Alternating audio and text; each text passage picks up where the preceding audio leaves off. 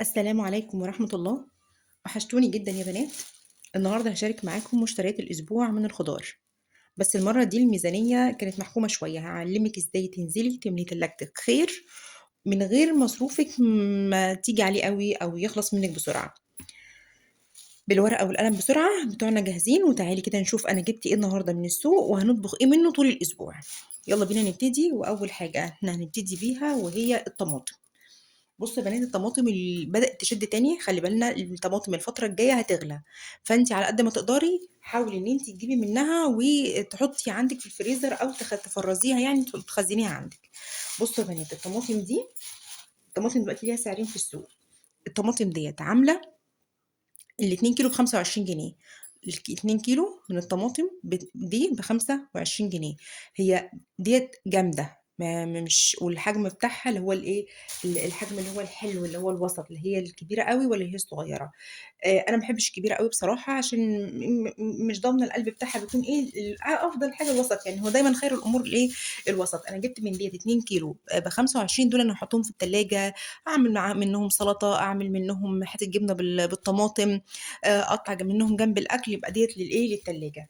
ديّة بقى يا بنات طرية شوية، بُصّي حتى أنتِ هتلاحظي كده إيه، إن هي طرية شوية، بس هي برضه نضيفة وزي الفل.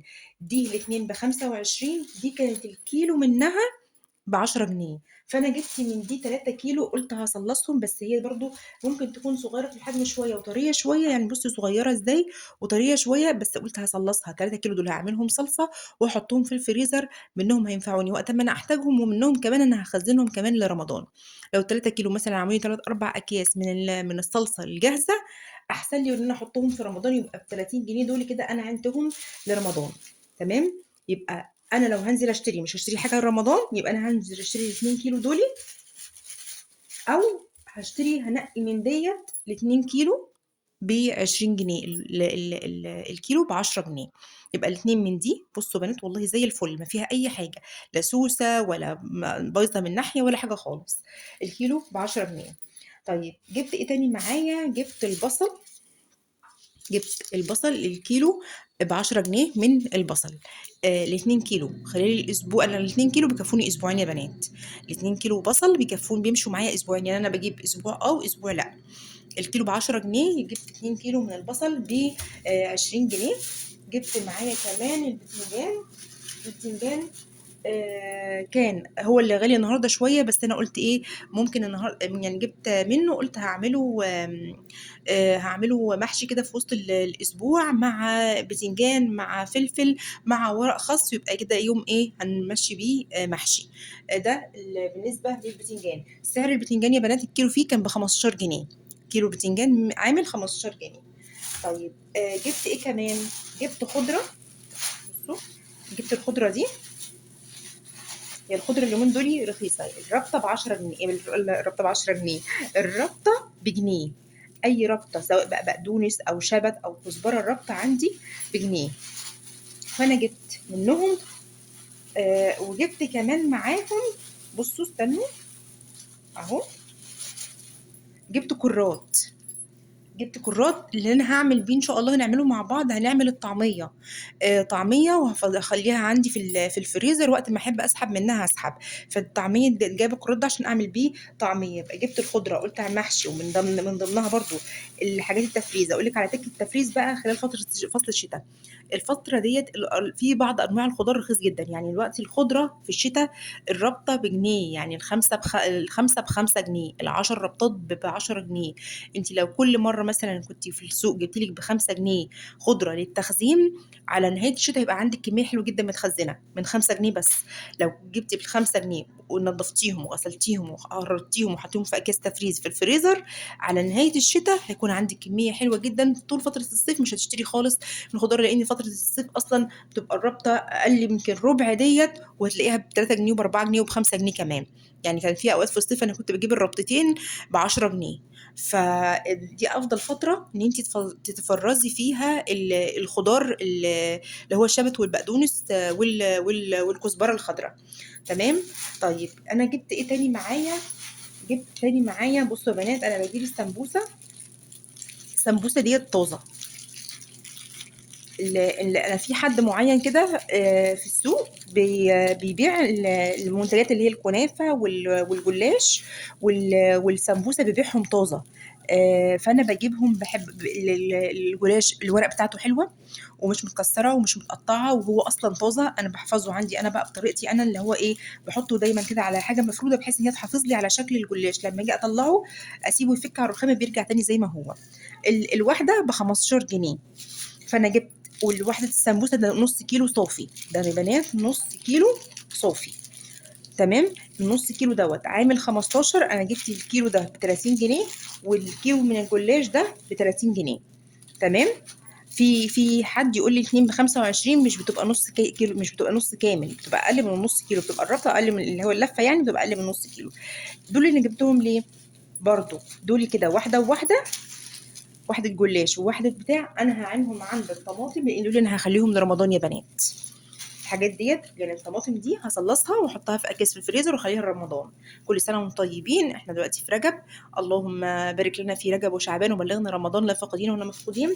فانا هبدا اجهز من دلوقتي كده شويه حاجات كده سقسقه. مش لازم ادخل على الحاجه مره واحده. اللي تقدري تجيبيه من دلوقتي وتفرزيه او تعينيه لرمضان يبقى حاجه من على راسك واتشالت، حاجه من على كتفك ونزلت. تمام. فانا دول كده ايه، هعتبرهم من دول كده حاجات لرمضان. طيب ايه تاني؟ جبت البسلة معايا. البسلة كانت ب20 جنيه. جبت كيلو صنف خضار. هاتي صنف خضار في كل سوق للأسبوع. يعني في دلوقتي القلقاس مالي السوق، والبسلة والسبانخ.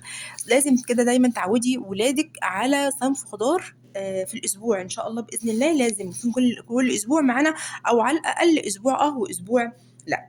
جبت البسلة معايا الكيلو ب20 جنيه. جبت الجزر. جبت الجزر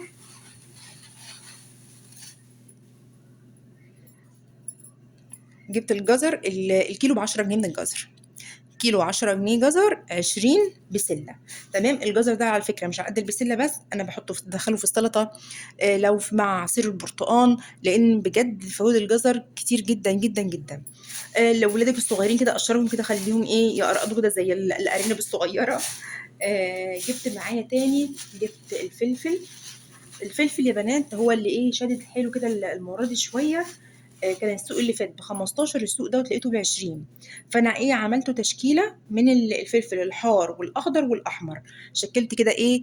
انا عندي فلفل في التلاجة من الاسبوع اللي فات، لسه فاضل ايه عندي شويه كده، مثلا قولي بتاع 5 6 فلفلات. فانا قلت هكمل عليهم، فانا جبت نص كيلو بس.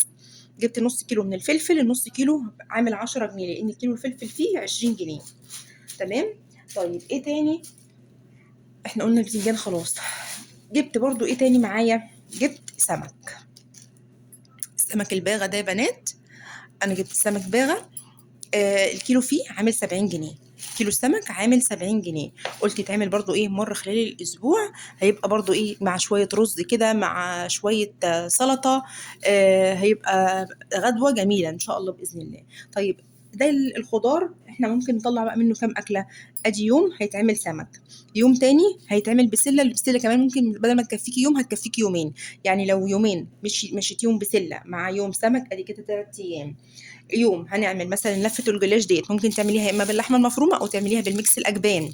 لو عملتيها بالجبنة وعملتي جنبها شوية مكرونة وشوية بطاطس محمرة، هتمشي برضو معاكي يوم.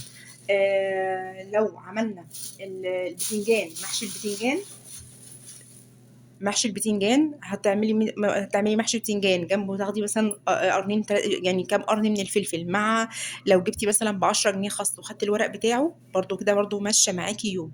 فالخضار اللي تجيبيه انت عارفه انا هعمل ايه خلال الاسبوع. الحاجه اللي انا كنت عايزه اجيبها النهارده بس مش عجبني، وهو القرنبيط. انا عندي بصراحه الحمد لله كلنا في البيت بنحب القرنبيط، وخاصه في فصل الشتاء بحب بقى ايه ادخله كده وهو طازه طازه. بعيد عن الايه التفريز، احنا نبقى نفرزه برده مع بعض. دي كده كانت مشتريات الاسبوع.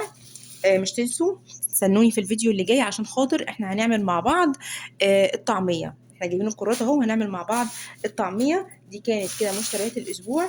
اتمنى تكوني خدتي فكره عن الاسعار وخدتي معلومه ولو بسيطه، وابدأي كده ايه هاتي حاجه وشيليها رمضان، يعني دول كده الكيسة ديّة قُل مثلًا 50 جنيه أو 60 جنيه أنا لرمضان، لو طلّعتيهم مثلًا كل أسبوع، لو كل أسبوع بلاش ال60 جنيه لو هم كتير عليكِ، لو كل أسبوع 20، 30 جنيه جبتِ بيهم حاجة شِلتيها في الفريزر عندِك لرمضان، جبتِ حتى لو لفة سمبوسة أو لفة جلاش ب15 جنيه وحطيتيها عندِك في الفريزر لرمضان، كده اعملي كده رُكن في الفريزر أو حطّي بوكس كده لوحده في الفريزر، اكتبي عليه احتياجات رمضان أو لوازم رمضان وحطّي فيه حاجة لرمضان بس، بحيث إن أنتِ تبقى أنتِ عارفة إن أنتِ إيدِك مش هتتمد على الحاجة ديّة. لحد هنا خلص الفيديو، أتمنى يكون استفدتوا ولو بحاجة بسيطة، ربنا يجعل دايمًا بيوتكم عامرة بالخير والبركة، وأشوفكم فيديو تاني والسلام عليكم.